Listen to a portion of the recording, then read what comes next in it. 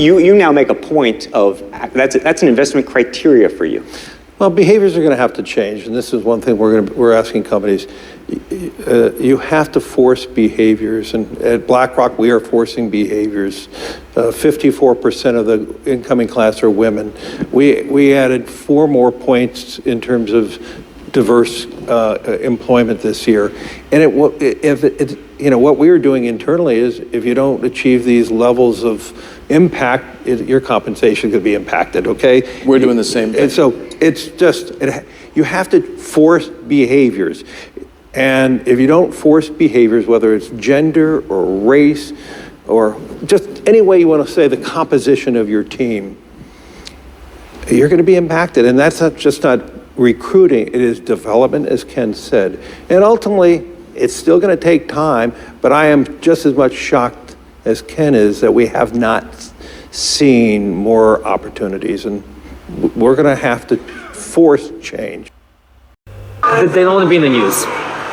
They don't want people to talk about them. They don't want to be anywhere on the radar. Why not?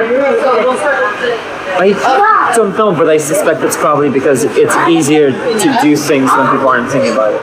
All of these financial institutions, they buy politicians. You can take this big ton of money, and then you can start to buy people. I work for a company called BlackRock. Meet Serge Varley, a recruiter at BlackRock.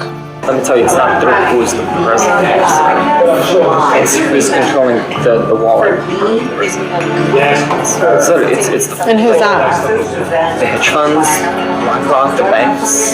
These guys run campaign financing. Yep, you can buy your candidates. Obviously, we have the system in place.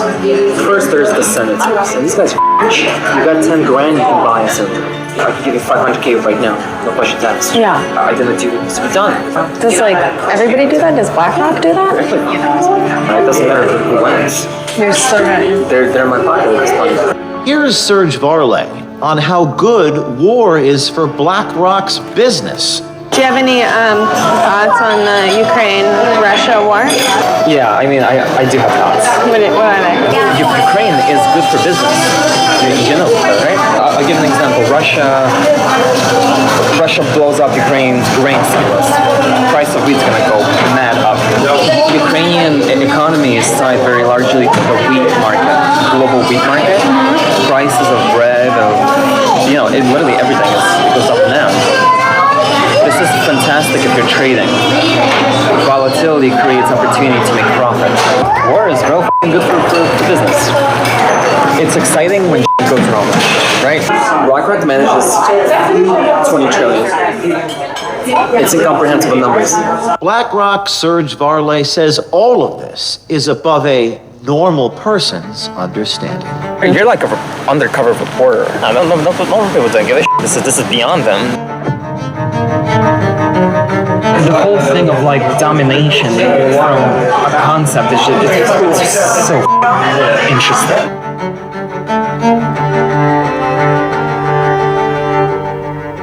Hi, I'm James O'Keefe with OMG News. Here we are with our latest story, this time on BlackRock, one of the world's leading asset and investment managers, which owns significant shares of companies like Amazon, Microsoft, Anheuser-Busch, Meta, Target, Procter & Gamble, Comcast, CNN, Fox, and yes, Pfizer, just to name a few. At OMG, we do not shy away from exposing powerful companies, and we're not afraid of powerful people. So we decided to take a look for ourselves at the influence BlackRock has on our politics and the influence they have on our culture. So to do that, what better place to start a hidden camera investigation than into a self-described gatekeeper at BlackRock? You're kind of like a f***ing gatekeeper at BlackRock. Yeah, I am. I decide people's fates. Every f***ing day, I literally decide how somebody's life is going to be shaped. That's so powerful. I love it. Yeah, the whole thing of domination from a concept is just so interesting. Introducing Serge Varley, whose LinkedIn says he's worked for Morgan Stanley, Citadel, and now as a recruiter at BlackRock. I work for a company called BlackRock. I'm not actually a finance guy. I know what happens because I'm recruiting people who do these things. I'm the person who headhunts people from other firms. So I would approach you and like, hey, this is a good reason why you should come work for us. Serge tells us who really runs the world, how they do it, and just how much it costs to buy people, like politicians. Let me tell you, it's not who's the president.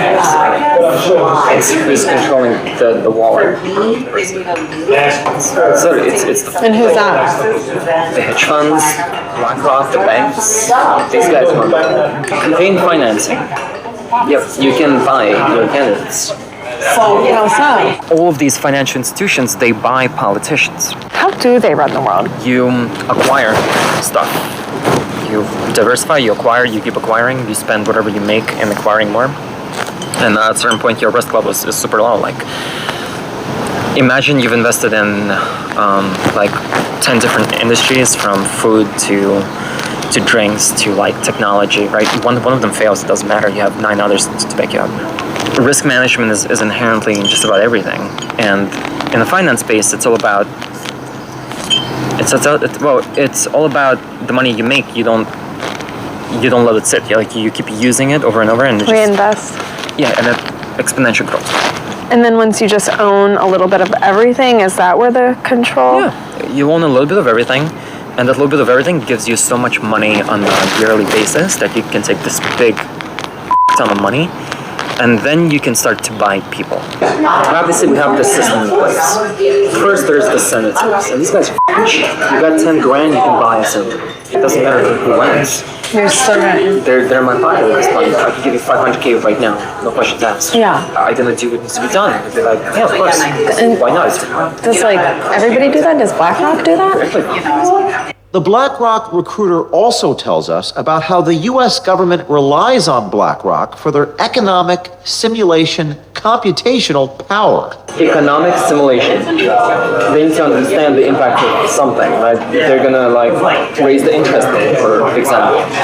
It's gonna create this cascade of various factors that they're not sure what it's gonna do, basically. And just how f***ing great the Ukraine war is for business. Do you have any thoughts on the Ukraine-Russia war? Ukraine is good for business. You know that, right? We don't want the conflict to end. Why? We don't want the conflict to end as a country. The longer this goes on, the weaker Russia is. I'll give an example. Russia blows up Ukraine's grain silos. The price of wheat's gonna go mad up. So what are you gonna do if you're a trading firm? The moment that news hits, within a millisecond, you're gonna pump trades into whoever the wheat suppliers are, into their stocks. Within an hour or two, that stock goes up, and then you sell, and you just made, I don't know, however many mil. Why would a news channel promote a side in war? Because it's also good for business too. I mean, what's news? News, right? What does news feed on? They feed on strategy, they feed on up events. That's what people like to watch. So when it happens, it's good business. More viewers. When nothing's happening, watch the news. I don't watch news.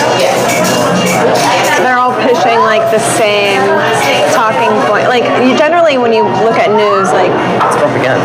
The Ukrainian economy is tied very largely to the wheat market, global wheat market. This is fantastic if you're trading. Volatility creates opportunity to make profit. War is real good for business. It's exciting when goes wrong, right? Serge also speaks on BlackRock-influenced news and even gave our journalists some tips. based on everything we know now, when they say to sell, does that mean we should buy? So, yeah. It's like, Jim Cramer? If you do exactly the opposite of what he's advising, you actually make money. Huh? Yeah. It's called the inverse Cramer. They don't want to be in the news. They don't want people to talk about them. They don't want to be anywhere on the radar. Why not? I don't know, but I suspect it's probably because it's easier to do things when people aren't thinking about it. And when Serge was asked about insider trading and if Larry Fink recently sold $100 million in BlackRock shares, here is what he said. Larry Fink recently sold $100 million worth of BlackRock. Wow. Damn, Larry, that's not a good sign. The people who trade and make money, they do this the moment information is out. And that info is typically disseminated at private levels first before it hits the mainstream.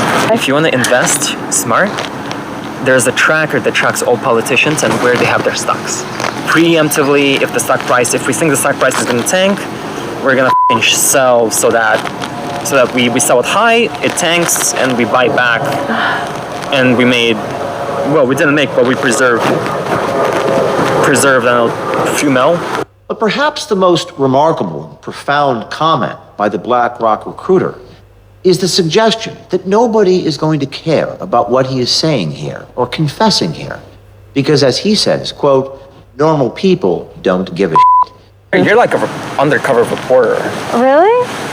No, don't normal people worry about this stuff? No, normal people don't give a shit. This is beyond them. That these types of questions my reporter asked are beyond all of you. The answer is something that you, the people, the consumers, the shareholders, couldn't possibly understand. It's been said that it's easier to fool a man than to convince him he's been fooled. There is no question that many Americans are still asleep who may not want to wake up from their necessary illusions. But we hope and believe by showing these tapes of this BlackRock gatekeeper speaking so plainly on so many topics that not only we wake up people, but also inspire others to come forward on institutions like BlackRock. Oh, and this is just part one. Stay tuned tomorrow for my meeting with Serge Varley. We also reached out for comment to BlackRock, and here's what they had to say.